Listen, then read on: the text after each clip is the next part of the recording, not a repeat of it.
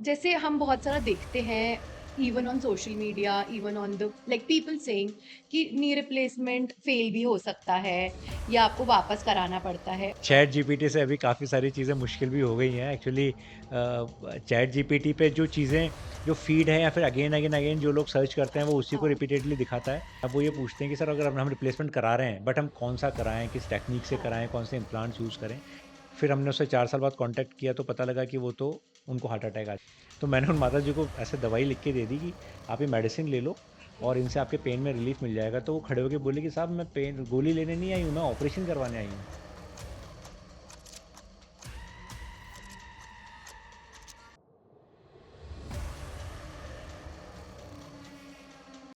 Today we have with us the name that has refined the orthopedic, Dr. Dheeraj Dubey, a renowned joint replacement surgeon known for his precision, innovation, and unmatched dedication. Welcome to the show, sir. Thank you ma'am. Dr. Dubey set a world record for performing 34 joint replacements in a single day. And recently, he created another one at a walkathon promoting joint health and active living.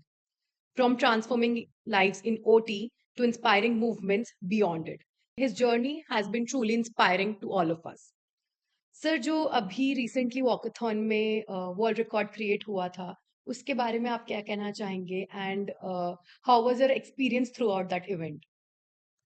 Madam basically marathons तो बहुत सारी होती हैं, आपने सुना होगा, but मेरा purpose जो वॉकाथन कराने का था वो बेसिकली एक सोशल मैसेज पहुंचाने का था। उसका कोई प्रोफेशनल रीज़न नहीं था, but I just wanted to create a social message for the population.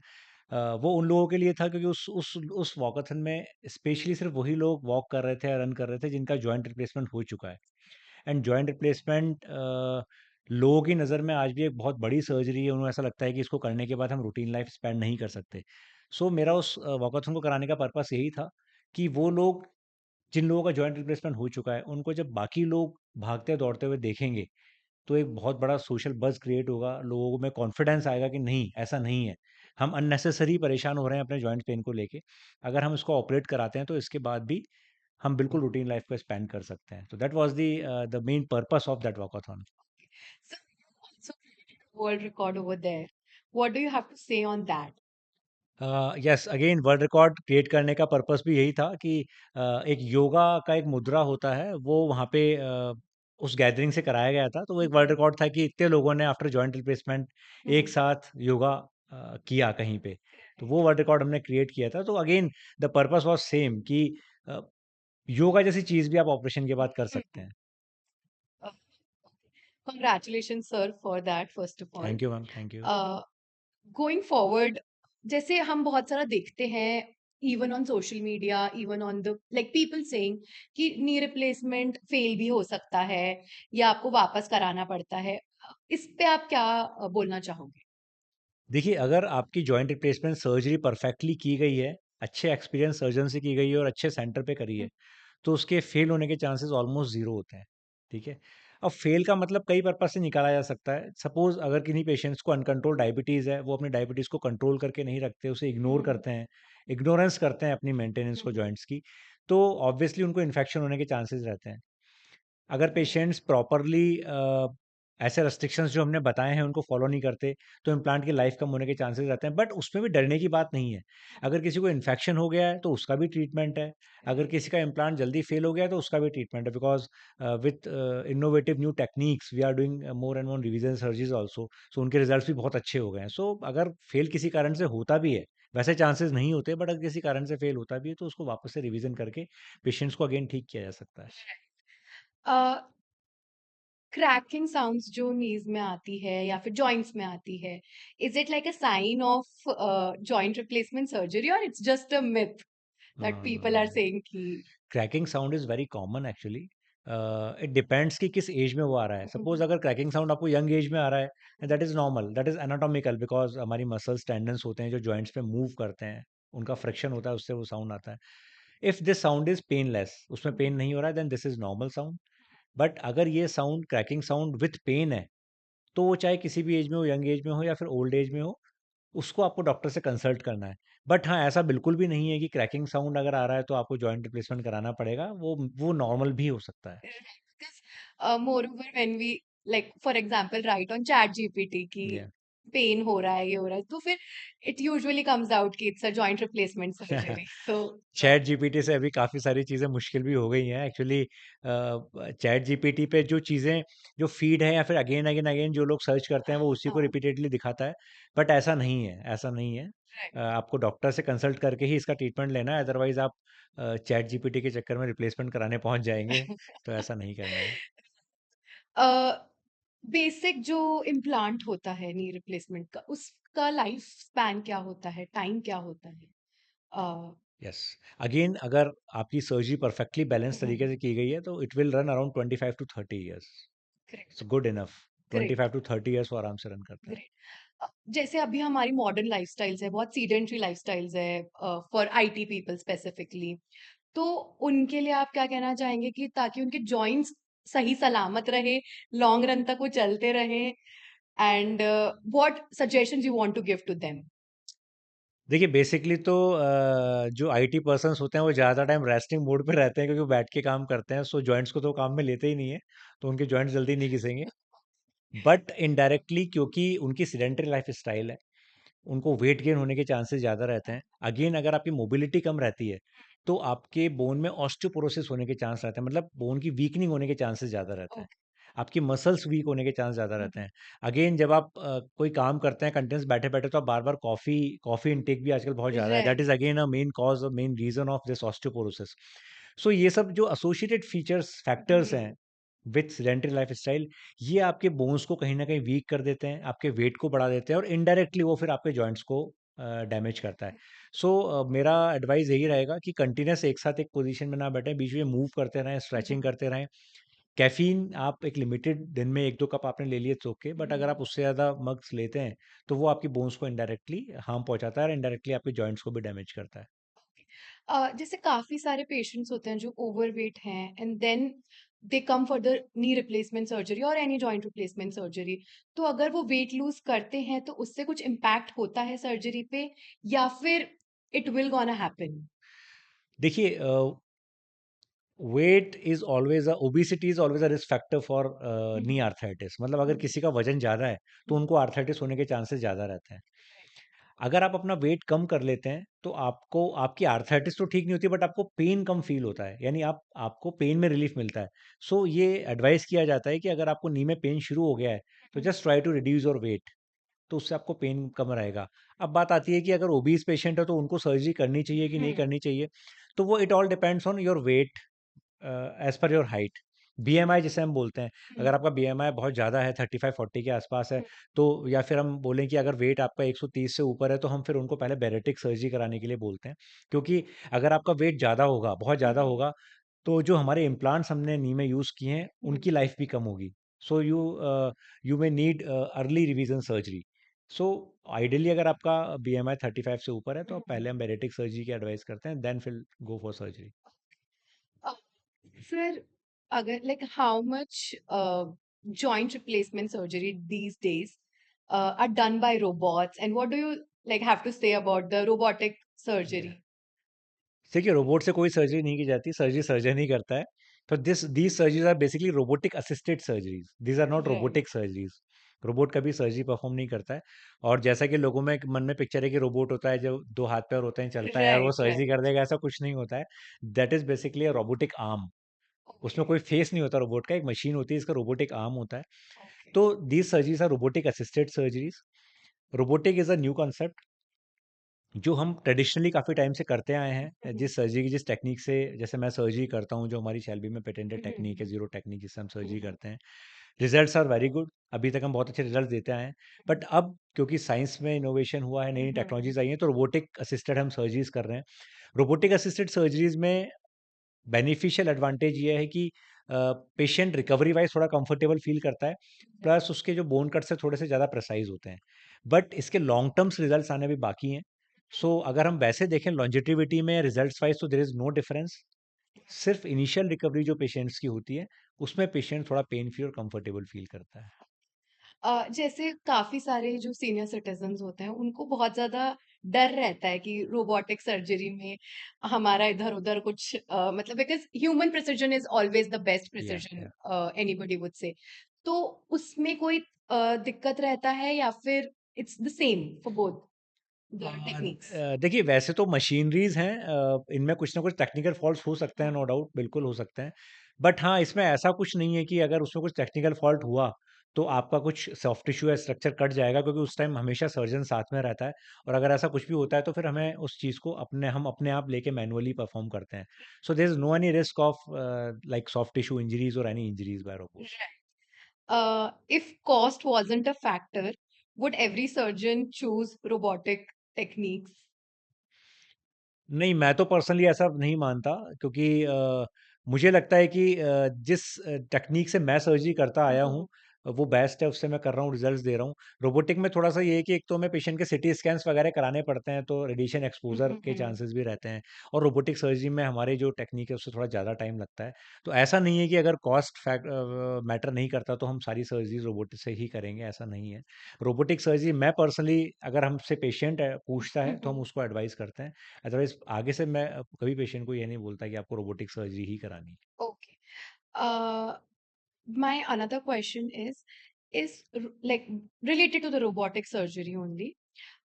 It's like much more safer than it's like a major high tech marketing thing that's been around in the market कि नया मतलब everything is now science and सब चीजें नई नई आ रही है तो हम भी कुछ innovation करें so like the industry have gotten the robotic surgery as a marketing gift. या या बिल्कुल आप सही कह रहे हैं। इसमें जो जॉइंट रिप्लेसमेंट में रोबोटिक सर्जरी है, वो अगर हम ज़्यादा साइड में देखें तो that is basically a marketing gimmick ना। Right. उसमें ज़्यादा पर्पस में यूज़ हो रहा है, और ऐसा नहीं है कि robotic surgery is most safer. But हाँ, ये ज़रूर है कि रोबोटिक सर्जरी में पेशेंट कंफर्टेबल ज़्यादा फ़ील करते हैं। उनकी रिकवरी जिसे हम बोलते हैं ना, जैसे लोगों में डर होता है कि हमें बहुत पेन होता है, हाँ. तो रोबोटिक सर्जरी में वो ऑलमोस्ट पेन लेस सर्जरीज़ होती हैं, कंफर्टेबल फ़ील करते हैं, रिकवरी थोड़ी फास्ट होती है। So obviously Right. Marketing image तो ज़्यादा है ही, वो मैं आपको बोलूँगा, क्योंकि रोबोटिक्स के ज़रिए ऐसा नहीं है कि हम कोई चमत्कार कर देंगे या कोई बहुत ही Right. ड्रास्टिक उसमें चेंजेस आने वाले Right. So being an orthopedic surgeon yourself, what is this एक चीज जो आप कभी नहीं करोगे regardless of wherever you are in whatever state you are like even in office even in hospital or even at home that you're not gonna do? हैं। So this is what about my like some कोई activity है हाँ या कैसा? Healthy कि for example you not gonna perform this particular exercise कभी भी gym में या फिर you not gonna eat certain kind of food for your joints. Okay. So मैं फूड की बात कर लेता हाँ हूँ। हाँ. शुगर हमेशा अवॉइड करना चाहूँगा, जो मैं हम्म. नॉर्मली करता भी हूँ। I am almost zero sugar person. मैं शुगर बिल्कुल नहीं लेता हूँ। तो क्योंकि sugar is basically it creates oxidation in your body, and every oxidation is harmful for your body. मतलब अगर ऑक्सीडेशन बॉडी में होगा, तो it will damage your joints also. So avoid sugar in your food, है ना। And if you are having some pain in your joints, तो आप squats वगैरह भी अवॉइड करें। Just avoid stairs and squats if you have pen in your joint. So you look so fit. So आपकी fitness का क्या राज है? Like how's your because you also have like a very busy schedule, performing surgeries, like having appointments and all of those things. So what is your mantra to the madam जैसे अगर मैं इतनी busy रहता हूँ, तो मैं खाने का टाइम ही नहीं मिल पाता।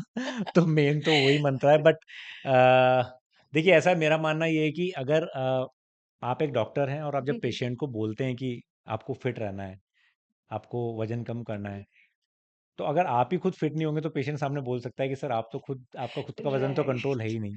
तो मुझे ऐसा लगता है कि जो चीज़ आप पेशेंट को फॉलो करवाना चाहते हैं, पहले आप खुद उसको फॉलो करें, उस चीज़ को अपने लाइफस्टाइल में रेगुलर वे में उतारें, और उसके रिजल्ट्स आने दें, और फिर आप लोगों को बोलें। तो क्योंकि मुझे हर पेशेंट को ये बोलना होता है कि आपको फिट रहना है, आपको वजन कम करना है, तो पहले मैं उस चीज़ को अपनी लाइफ में उतारा। मैं रेगुलरली बहुत सालों से उन चीज़ को अपनी लाइफ में रेगुलरली मेंटेन कर रहा हूँ। Like there is no food in at night, after after sunset मैं फूड नहीं लेता That's हूँ। great. ज़ीरो शुगर लेता हूँ। सुबह डेली कोशिश करता हूँ कि मैं आधा 1 घंटा एक्सरसाइज वगैरह करूँ, है ना? अब फैटी फूड्स को अवॉइड करना है, ऑयली फूड को अवॉइड करना है, जंक फूड अवॉइड करना है, ये सारी चीज़ें मैं फॉलो करता हूँ, तो तभी मैं दूसरों को बोल पाता हूँ। तो that Right. Is the actually main मंत्र। जो people who are around 25 year old और between 25 to 35 year of age में आप क्या उनको एडवाइस देना चाहोगे कि कैसे वो अपने जॉइंट्स को प्रिजर्व करके रखे, because currently the kind of lifestyle we are having, it will gonna be a problem for us. So basically आप जॉइंट रिप्लेसमेंट सर्जरी से बचना चाह रहे हैं, तो हाँ। हाँ वो बता देते हैं। एक्चुअली आप बिल्कुल सही कह रहे हैं। पहले ये जो प्रॉब्लम थी ना जॉइंट्स पेन वाली, ये नॉर्मली 55-60 के बाद देखी जाती राइट। थी, but nowadays we are facing patients like in the age group of 25, 30, 35, 40, 45 में बहुत सारे पेशेंट्स के जॉइंट रिप्लेसमेंट्स हमें करने पड़ रहे हैं। सो सबसे मेन तो अगेन वही सेम थिंग, आपको सीडेंटरी लाइफस्टाइल को अवॉइड करना है, आपको वेट रिड्यूस करना है, बेसिकली आपको वेट अपना कंट्रोल रखना है, सो दैट आपके जॉइंट्स पे वेट कम पड़े तो वो उनमें आर्थराइटिस कम होगा। दूसरा, आपको डेयरी प्रोडक्ट्स को यूज़ करना है जिसमें कैल्शियम विटामिन डी रिच होते हैं ताकि आपकी बोन्स अच्छी तरह प्रिजर्व रहें। तीसरा, आपको एक्सरसाइजेज करनी है। अब एक्सरसाइजेज में क्या होता है कि जिम में हम जाते हैं तो देखते हैं बहुत सारे लोग ट्रेडमिल पे दौड़ रहे हैं, स्क्वाट्स कर रहे हैं, तो वो सही नहीं है। I think exercise must be customised for every person. जैसे हमारे कपड़े कस्टमाइज, मतलब कपड़े सेम साइज के नहीं आते हैं ना, फुटवेयर्स भी नहीं आते सभी को, राइट। तो एक्सरसाइज सेम कैसे सबके लिए सही हो सकती राइट। है? ऐसा सही नहीं हो सकती। सो एक्सरसाइजेज करें, बट अपने जॉइंट्स के हिसाब से, अपनी बॉडी के हिसाब से करें। वो आप परफेक्टली परफॉर्म करें। ऐसा नहीं कि आप ओबीज हैं और अगर आप ट्रेडमिल दौड़ रहे हैं तो 100% आपके जॉइंट्स बहुत अर्ली स्टेज में डैमेज हो जाएंगे। मैंने देखा है कई जिम ट्रेनर्स होते हैं, वो वजन कम करने के लिए बेचारे लोगों को है ना नीचे से 0 फ्लोर से और 3rd फ्लोर पे बार बार स्टेप्स कराते हैं कंटिन्यूस। वो देख के मुझे बड़ा दुख होता है। मैंने कहा यार इनके जॉइंट्स तो गए, और वास्तव में ऐसा होता है। तो ये सब नहीं करना है, आपको प्रॉपरली फॉलो करना है फिजियोथेरेपिस्ट को या जो भी आपके ट्रेनर्स हैं उनको बताना है कि मेरे जॉइंट्स में पेन होने लग गया, तो वैसी एक्सरसाइज ना कराएं, क्योंकि उसके बाद भी कंटिन्यूस कराए जाते हैं। तो मेरा कहना यही है कि हार्ड सरफेस पे रनिंग अवॉइड करें, से ज़्यादा स्पोर्ट्स शूज़ पहनें, ट्रेडमिल पे रन करना अवॉइड करें। यू कैन डू ट्रेडमिल, उसको इंक्लाइन कर लीजिए, स्पीड थोड़ा कम रखिए, साइकिलिंग आप कर सकते हैं, वो कर सकते हैं। स्क्वाट्स अगर आपको जॉइंट्स पेन है तो अवॉइड करें, है ना?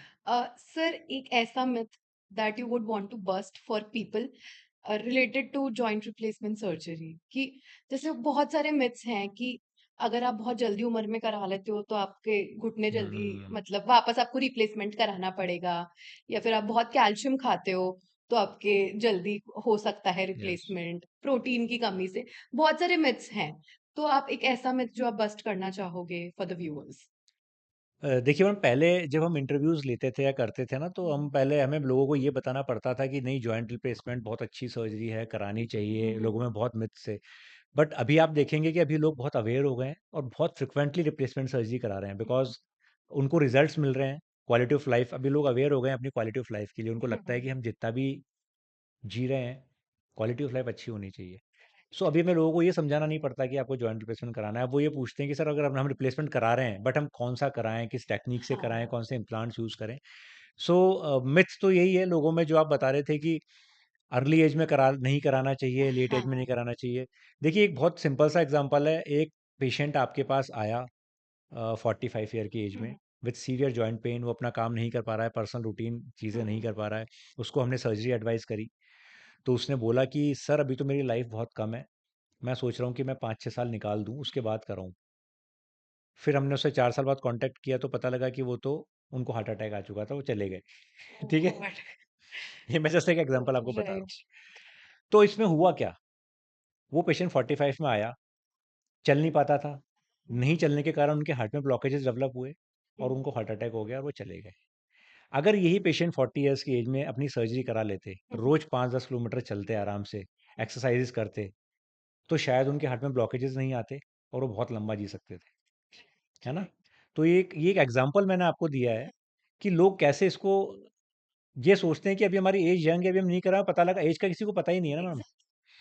मैं तो चाहता हूँ कि अगर आप 100 साल जिएँ, बट अगर आपकी जो भी एज है, वो अच्छी निकलनी चाहिए। और दूसरा, ये सबसे बड़ी बात जो मैंने आपको बताई कि आजकल इम्प्लांट्स की लाइफ है वो 25-30 इयर्स आराम से रन करते हैं। तो अगर आप 40 में भी करा रहे हैं और आपको सीवियर, हम नहीं करना चाह रहे, बट अगर आपको पेन ही इतना है कि आपकी डेली रूटीन एक्टिविटीज़ ही हैम्पर हो रही हैं, then you have to go for surgery. और आप कराते हैं तो 40 में 50, 60, 65, 70 में वापस कर देंगे। है ना? तो ये सबसे बड़ा मिथ है कि अभी मेरी एज कम है।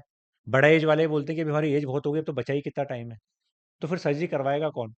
है ना? राइट। तो ऐसा नहीं है। मैं ये मैसेज देना चाहूँगा कि आपकी कोई भी एज हो, आप अगर परेशान हैं, आपकी रूटीन एक्टिविटीज़ नहीं कर पा रहे हैं, तो आपको ऑपरेट कराना है, क्योंकि आपकी क्वालिटी ऑफ लाइफ अच्छी होनी चाहिए। राइट। अगर आपकी मोबिलिटी नहीं रहेगी, आप मोबाइल नहीं रहेंगे, तो आपके बॉडी में बहुत सारे नेगेटिव चेंजेस आना शुरू हो जाएंगे। Obesity, heart attack, blockages, diabetes, BP, ये सब हो जाएगा। तो फिर आप वैसे ही ऑपरेशन कराने लायक नहीं रहेंगे। सो एज क्राइटेरिया भी खत्म हो चुका है ना? आपकी फिजिकल लाइफ क्या है, बेसिकली वो डिपेंड करता है। सर जैसे अभी आपने एक अपनी पेशेंट की स्टोरी बताई, ऐसी कोई एक स्टोरी या एक केस ऐसा है that like literally changed you as a joint replacement surgeon, like the way you thought about joint knee replacements और जॉइंट रिप्लेसमेंट, आप उसके बारे में क्या कहना चाहोगे? क्या आप वो एक story can you like share with us? देखिए, पहले जब हम प्रैक्टिस स्टार्ट करी थी ना, तो एक्चुअली डॉक्टर को भी ये बोलने में ऐसा ऐसा हेजिटेशन होता था कि यार ये पेशेंट हैं, अब इनकी एज तो 80-84 हो गई है, मेरे को क्या तो जॉइंट रिप्लेसमेंट सर्जरी बोलूं। मतलब जो पेशेंट सोचता था वही हम भी सोचते थे। तो एक पेशेंट थी, उनकी एज थी अराउंड अराउंड 96, 97। ओल्ड एज की माता जी थी, बहुत ही प्यारी सी। वो आई, उनको तो उनके जॉइंट्स में पेन था, उनके घर वाले उनको लेके आए, बोले माता जी ने बोला कि मैं तो दिखा के आऊंगी। हमने कहा अब तो क्या उम्र है, आप आराम कर लो। तो मैंने उन माता जी को ऐसे दवाई लिख के दे दी कि आप ये मेडिसिन ले लो और इनसे आपके पेन में रिलीफ मिल जाएगा। तो वो खड़े होके बोले कि साहब मैं पेन गोली लेने नहीं आई हूँ, मैं ऑपरेशन करवाने आई हूँ। मैंने कहा अच्छा ऐसा क्या? तो बोले मेरे को तो मंदिर जाना है डेली, अब चाहे मैं 1 साल जीऊँ या मैं 4 साल जीऊँ, मुझे उससे मतलब नहीं है, मुझे अपने आखिरी दिन तक मंदिर जाना है। तो आप तो मुझे ऐसा करके दो कि मैं अपने मंदिर रोज जाऊं। मैंने उनको ऑपरेट किया, और उसके बाद शायद वो 103 या 104 साल में एक्सपायर हुई, ग्रेट। बट वो अपने लास्ट दम तक मंदिर जा रही थी। तो उनकी सोच को देख के मुझे लगा कि यार काउंसलिंग तो, हम तो क्या काउंसलिंग कर रहे थे, और माता जी ने मेरी आंखें खोल दी। उसका दिन है वो दिन है, मैं हर पेशेंट को यही बोलता हूँ कि अब एज तो मैटर नहीं करती। एज डजेंट मैटर, आपकी जो भी एज है। उनका जो जज्बा देख के हमको, उनका वीडियोस वगैरह बनाया था हमने, वो देख के, ग्रेट, और उससे बहुत लोग इंस्पायर्ड हुए हैं। Great, very great, very great great story. Story. Sir, are people silently damaging their knees without even realizing? हाँ, ऐसा है, ऐसा है। वो आप रूटीन, आप कोई भी एक्टिविटी लेंगे, आप जैसे हम देखते हैं कि वॉक पे जब जाते हैं ना, तो हम्म। वॉक पे आप देखेंगे कि अपने भी सभी अवेयर हो चुके हैं, चलो स्पोर्ट्स शूज़ पहन के जाते हैं, बट फिर भी बहुत सारे लोग ऐसे होते हैं जो जो सिंपल स्लीपर्स में वॉक करते हैं। कुछ लोग शायद नंगे पैर वॉक करना अच्छा मानते हैं, ऐसा होता है ना कि वो हाँ। अच्छा होता है, बट ऐसा नहीं है। अगर आप, हाँ ठीक है, आप अगर मिट्टी में या बिल्कुल सॉफ्ट सरफेस पे कर रहे हैं then it's okay, but hard surface पे अगर आप स्लीपर्स पहन के जा रहे हैं या नंगे पैर वॉक कर रहे हैं, रनिंग कर रहे हैं, तो इससे अच्छा तो ना करें, क्योंकि साइलेंटली वो आपको डैमेज कर रहा है। फीमेल्स में आर्थराइटिस बहुत कॉमन है, क्योंकि फीमेल्स, बेसिकली उसका रीज़न ये है कि फीमेल्स ज़्यादातर हाउस होल्ड वर्क्स ज़्यादा करती हैं। उनको सब चीज़ों का केयर करना होता है, बच्चों का, पति का, सासू जी का, सबका केयर उनको करना होता है। तो वो बार बार उनका नीचे बैठने उठने का काम बहुत होता है। अब जैसे घर में लिफ्ट है, बट फिर भी वो लिफ्ट यूज़ नहीं करती, क्योंकि जल्दी से काम करना होता है, तो वो स्टेयर्स यूज़ करती हैं। सो स्टेयर्स यूज़ करना बुरा नहीं है, मैं ये नहीं कह रहा, बट अगर आपको, जैसा मैंने बोला कि अगर आपको नी में पेन शुरू हो गया है, देन अवॉइड स्टेयर्स। सो फीमेल्स में आर्थराइटिस होने का एक बहुत बड़ा रीज़न ये भी है कि वो न्यूट्रिशनली अपने आप पे पूरा ध्यान नहीं देती हैं, प्लस वो इस तरह की एक्टिविटीज़ ज़्यादा करती हैं जिनमें नी पे स्ट्रेस ज़्यादा पड़ता है। तो जाने अनजाने आप रूटीन एक्टिविटीज़ में अपने नीज़ को डैमेज तो कर ही रहे हैं। वन एक्सरसाइज जो आप हमेशा के लिए बैन ही करना चाहते हो कि वो करे ही नहीं कभी? अ, ऐसा तो मैं नहीं बोलूँगा, एक्सरसाइज हमेशा अच्छी ही होती हैं, बट हाँ, वो मैं अपने एक्सपीरियंस से बता देता हूँ आपको। जैसा कि हम देखते हैं ओपीडीज़ में जो पेशेंट्स आते हैं ना, वो चाहे यंग एज हो या ओल्ड एज हो, जो स्क्वाट्स होते हैं ना विथ वेट, जो लोग विथ वेट स्क्वाट्स करते हैं ना, वो आपको अवॉइड करना चाहिए। आप और कोई एक्सरसाइज कर लो उसके बजाय, क्योंकि हमने देखा है उसमें एक तो नी के अंदर मेनिस्कस होती है एक स्ट्रक्चर, उसके इंजरी के बहुत ज़्यादा चांसेस होते हैं। जिम ट्रेनर्स आते हैं हमारे पास, जिम के कई यंगस्टर्स आते हैं कि सर हमने ऐसा किया था और उसके बाद से हमारे अंदर बहुत सीवियर पेन हो रहा है, फिर उनको ऑपरेट ही करना पड़ता है, रिप्लेसमेंट नहीं। उनको आर्थ्रोस्कोपिकली दूरबीन से रिपेयर किया जाता है गद्दी को, मेनिस्कस को, बट फिर वो हमेशा परेशान रहते हैं। तो एक एक्सरसाइज जिसको मैं पर्सनली अगर बोलना चाहूंगा ना, तो वो ये है कि विथ वेट जो स्क्वाट्स करते हैं ना, उसको अवॉइड करें। Uh, sir, one like we're gonna have like one rapid fire round. Hmm. So I'll ask you a question. हाँ, Quickly, we sure need sure like you need to answer. Sure. One exercise you should daily do, perform. Walking. Okay. Tea or coffee? T. Morning OT or evening OT? Morning होती। One food you would avoid for joint health. ये always sugar. Advice to 25-year-old guy who's going to a gym. Avoid running on treadmill and again the squats with weight. One myth about knee replacement that you would want to bust. Again same, there is no age limit for the replacement Mhm. Surgery. आपकी age young है या old है, अगर आप परेशान हैं, आप अपने रूटीन एक्टिविटीज़ नहीं कर पा रहे हैं, आपकी लाइफ में मोबिलिटी कम हो गई, then you have to go for surgery. Thank you for your time, sir, and thank have you a ma'am. great day. And thank you. congratulations for your world record. Thank you, Thank you. Thank you.